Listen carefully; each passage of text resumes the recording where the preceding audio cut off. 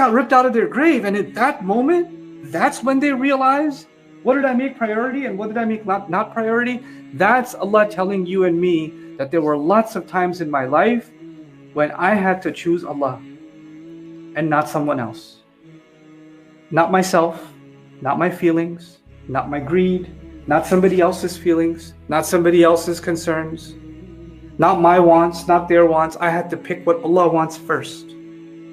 But I picked something else. I made something else muqaddam. I picked someone else, or I picked something else, or I picked myself. Something else became more important. And you know what? No matter how much we tell ourselves that that's okay, that's us lying to ourselves. That's us fooling ourselves. The reality of it is, when Allah and His Messenger sallallahu alaihi wasallam tell us something, they ask us to do something. When they tell us something is wrong, when they tell us something is mandatory, you have to do it this way, you must never do it that way, then they're doing it because they care more for us. Allah cares and loves me more, and the Messenger ﷺ wants more good for me than I could even want for myself. I could even want for myself. Rasul ﷺ would describe himself as somebody who is trying to take, moth and flies. When they see light, what do? They run into it. They run into a fire, and he's trying to push them away. Right? People get those mosquito traps that are illuminated, and you hear a snap or an electric shock every time another one hits it. Right? This is our Prophet ﷺ. And people we're like those bugs that are so drawn into it, and when we're shooed away, you're like, why are you wanting me to stop from everything? Why are you making my life hard? Why are you being so hard on me? Why can't you just let me burn? That's how we see it, because we're so deluded by what we think is the priority. What we think is the priority. And on that day, when everything is flipped upside down, the sky is flipped upside down, the graves are flipped upside down, the ocean is flipped upside down, that's the one thing that will be flipped the right side up is our thinking. Right now, everything is in order and our thinking is upside down.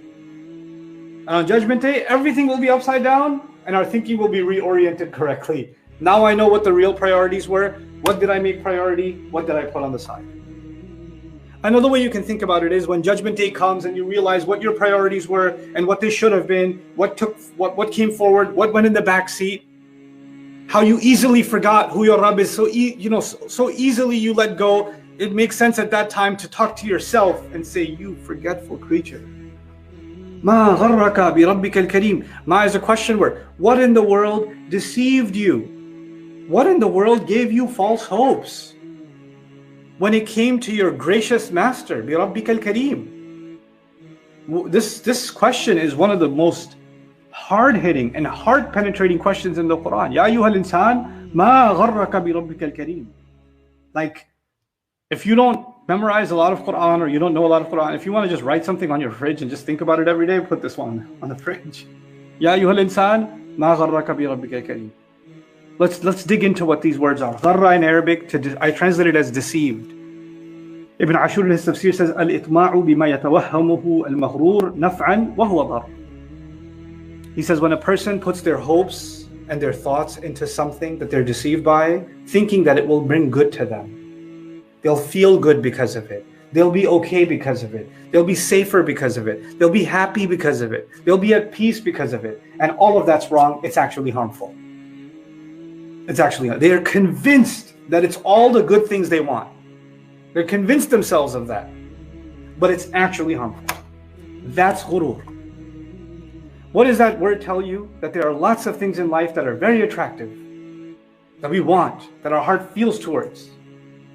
But our heart is lying to us. Our heart doesn't have information. Our heart has feelings. It doesn't have reality. It just says, wow. So our heart needs guidance because our heart is blind. It just sees something it wants, it's drawn towards it. It sees something else it wants, it's drawn toward that. It's the longing inside it. What it's missing, it wants to fill it. And Allah, from His revelation, gives vision to this heart. It lets it see. It lets it think. It lets it think. Know what you want. Your feeling is good, but the direction you're putting it in is not good. Your feeling is something I put in you. The thing you want, you're supposed to want it.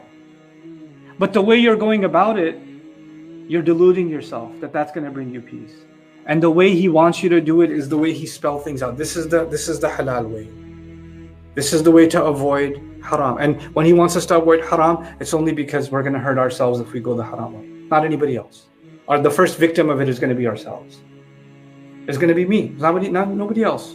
First and foremost, it's going to be me. And you know what? Shaitan comes and says, why are you being so hard on yourself? Why are you being so strict? Why are you being so Islamic? Why do you have to do that? And Allah is responding in this question, not even Allah, I'm going to be saying this to myself on Judgment Day. Ya Allah, you gave me the right priorities. You gave me what should be put later. And I didn't listen to you because I kept forgetting who you really are. First of all, I got deceived by the wrong things. And second of all, I forgot who you are to me. Bi Rabbika al-Kareem. What deceived you from your gracious master, your Kareem master? I just assume that Allah will give and Allah will give and Allah will give. He's been taking care of me all this time, so He understands. It's okay. But on that day, I'm not going to be saying Allah understands. On that day, I'm going to be saying, what have I made? I made the wrong priorities. You know, عَلِمَتْ نَفْسٌ مَا قَدَّمَتْ وَأَخَّرَتْ. Human being, what deceived you from your gracious master? And then what's the description of His grace? الَّذِي خَلَقَكَ فَسَوَّاكَ فَعَدَلَكَ فِي أَيِّ صُورَةٍ مَا شَاءَ رَكَّبَكَ. The one who created you, the one who made you balanced so you can walk on 2 feet. He made you able to distinguish between right and wrong. He balanced you as a human being. He made you a thinking creature. He perfected your form, made you balanced and just and fair. And any shape He wanted, He, you know, في أي صورة ما شاء ركبك. He took you through phases in life. Those were His design. But in all of them, every single time, every phase Allah put you through, every adventure He put you through, every difficulty He put me through, every trial He put me through, every experience He put me through, all the people that came into my life, all the people that left my life, every one of them was Allah taking me through a journey. And in every one of them, I had to see what's my priority and what's not. Sometimes we forget about Allah and a person becomes our priority. Sometimes we forget about Allah, ourselves become a priority. We so easily forget over and over and over again. I used to give this example to explain this because I, you know, from my teaching background, when I used to teach younger kids. If a teacher comes into the classroom and never disciplines the students, never, just comes into the classroom, some kids writing on the desk, another kid's writing on some other kid's face. Some kids are like, you know, playing catch with the textbook. Another guy's using a pencil for darts, whatever. This is a circus in the classroom. And the teacher just always nice, always joking, always jolly, never disciplining anybody, just gently asking people to calm down. Hey guys, come on, let's do the lesson. And you know, there's some kid dancing on top of the chair, some other kid's doing this or that. Never any punishment, never any discipline. And the teacher is considered really generous. And even the worst students, he talks to them so nicely. The student that's completely ignoring him, hey, Ahmed, could you come here? And Ahmed's still talking. Ahmed says, hold on a second, I'm talking to my friend. Turns to the student and says, turns to the teacher and says, hold on, teacher, I see what you're saying, but wait, listen, I'm describing my video game progress right now. Can you hold on a second? And he continues. What should a teacher do usually by that time? By that time, you're the next animal to be sacrificed for Eid. But no, this teacher's, okay, why don't you finish your conversation? But I'd really appreciate it if you paid attention. This is math class after all. Could you please? No, I understand it's math class. I get it. Can you not be so annoying though? If a student's acting that way, and the teacher is just being gracious and generous and noble, you know what happens when you act like that? And people start walking all over you, don't they? This teacher is just getting walked all over him, even by kids. And if he keeps this up, then the students feel like there are no consequences for their behavior, for their disrespectful attitude, for their dismissal of the teacher's instructions. None of what he says has any value because he is so kind, because he's so nice. There's another teacher who's an authoritarian. The moment you even see them coming down the hallway, you are sitting straight in your chair like the Jama'ah Salah started and you're standing, not even looking around. Because there's a different attitude. When someone's authoritarian, you get shivers up your spine. There's a different attitude. But when that teacher's gone and the other teacher's gone, oh, now I can relax because he's Kareem. You know what Allah is saying in this ayah? Allah has been Kareem to you, do you think that means you get to act like that? I've been Kareem to you your whole life, whether you obeyed me or disobeyed me. Did you start thinking because I'm so Kareem to you that there are no consequences? Didn't I gently and lovingly tell you there are consequences? Didn't Allah teach you? Didn't Allah teach me what is right and wrong and what the result, what the price is for each? Didn't He tell me what Judgment Day is? Didn't He tell me the ocean is going to boil over and the stars are going to flip? The sky's going to tear open and graves are going to get didn't He tell me all of this? And He told me with so much generosity. He didn't shake me up and say it. But a time will come when that happens, then Ya ayyuhal insan, human, what has deceived you? What deceived you? When you say what deceived you, gharraka, past tense, gharra like nasara, past tense. You know, when it's past tense like that, you know what? It's too late already. But we're not reading this on Judgment Day. We're reading this right now. We're listening to this right now. So Allah has given us a scene of the future that's going to happen, but He allowed us to know about it right now.